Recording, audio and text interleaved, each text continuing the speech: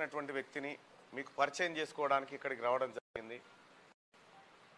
మీ అందరికీ తెలిసినటువంటి విషయాలు తెలంగాణ రాష్ట్ర ఏర్పాటు తర్వాత జరిగినటువంటి పరిణామాలు, ఆ పరిణామాల క్రమంలో నిరుద్యోగ యువత చేసినటువంటి ఒక అమోఘమైనటువంటి పోరాటం వల్లనే తెలంగాణ రాష్ట్రం ఏర్పాటైంది. మొన్న కేసీఆర్ ప్రభుత్వం కూడా దిగిపోయింది. ఇందులో మీ పాత్రను విస్మరించడానికి వీల్లేనటువంటి అంశం. తీన్మార్ మల్లన్న ఇక్కడికి ఎందుకు వచ్చిండు?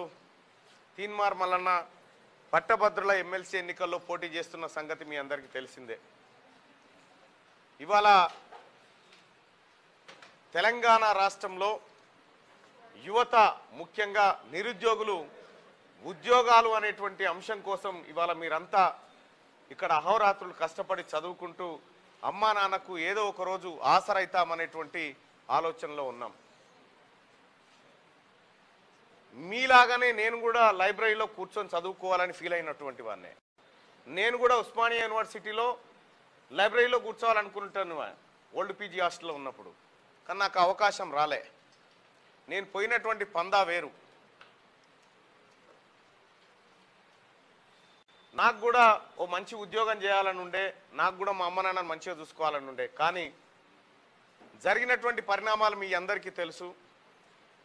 తెలంగాణ రాష్ట్రంలో కేసీఆర్ ఏకఛత్రాధిపత్యంగా తన గుప్పిట్లోకి అన్ని వ్యవస్థలు తీసుకున్న రోజు కనీసం ఆయనకు వ్యతిరేకంగా మాట్లాడేటోడు ఒక్కడు లేనప్పుడు ఎవడో ఒకడు రావాలి కదా అని బయటకు వచ్చినటువంటి వ్యక్తిని తీన్మార్ మల్లన్న. ఇప్పటి వరకు చాలా మంది తీన్మార్ మల్లన్నలు వచ్చిరు. చాలా మంది ప్రశ్నిస్తాం, చాలా మంది గలాలు ఎత్తుతాం, చాలా మంది గుత్పలు గడపారల దాకా వెళ్ళిపోయింది వ్యవహారం. కానీ ఈ 10 ఏళ్ల బడి ఉంటాయి. ఆ 70 కేసులలో ఏ ఒక్క కేసు కూడా తీన్మార్ మల్లన్న ఇంటి పంచాయతీ కాదు. ఏ ఒక్క కేసు కూడా తీన్మార్ మల్లన్న ఇంటి పంచాయతీ కాదు. నా గెట్టు పంచాయతీ లేదు, నాకు భూమి పంచాయతీ లేదు. ఈ ప్రతి పంచాయతీ అల్లా కేసీఆర్ ప్రభుత్వం చేస్తున్న విధానాలపైన పోరాటం చేసినప్పుడు జరిగినటువంటి కార్యక్రమాలే. నేను కూడా TV5లో లాస్ట్ జాబ్ చేసిన, నేను రిజైన్ చేసే నాటికి నాకు 2.5 లక్షల రూపాయల జీతం నాది.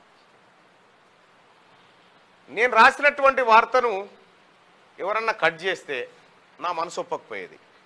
నేను ఆ వార్తను ఏదో రూపకంగా మళ్ళీ బయటికి రిలీజ్ చేయాలని చూస్తున్నాను. అందుకోసం దాంతో ఏదో ఫ్యాషనేట్ చేద్దామా, ఫ్యాషన్గా చేసిన వర్క్ తప్ప క్యూ న్యూస్ అనే ఓ సంస్థ పెట్టాలి, తద్వారా ఇది చేయొచ్చు అని చేయలే.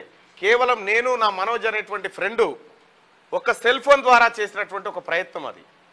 క్యూ న్యూస్ అనేటువంటిది పెట్టిన తర్వాత తద్వారా మీ అందరికీ తెలుసు, క్యూ న్యూస్లో దాదాపు ఒక 1000 కుంభకోణాలు బయట పెట్టుంటా. విత్ ఆధారాలతోటి ఒక 1000 కుంభకోణాలు బయట పెట్టుంటా. ఈ రోజు వరకు కూడా తీన్మార్ మల్లన్న ఒక వ్యక్తి పైన ఆరోపణ చేసిందంటే ఖచ్చితంగా దానికి సంబంధించినటువంటి ఎవిడెన్స్ మా దగ్గర ఉంటే చేస్తాం. ఇటీవల కాలంలో చాలా మంది వటిగానే చేద్దాం, తీన్మార్ మల్లన్న 100 కోట్లు సంపాదించడని ఒక ఆయన అంటాడు. 10 ఏళ్ల పాటు వాంతో కొట్లాడితే గవర్నమెంట్ వచ్చి 3 నెలలు కాలే.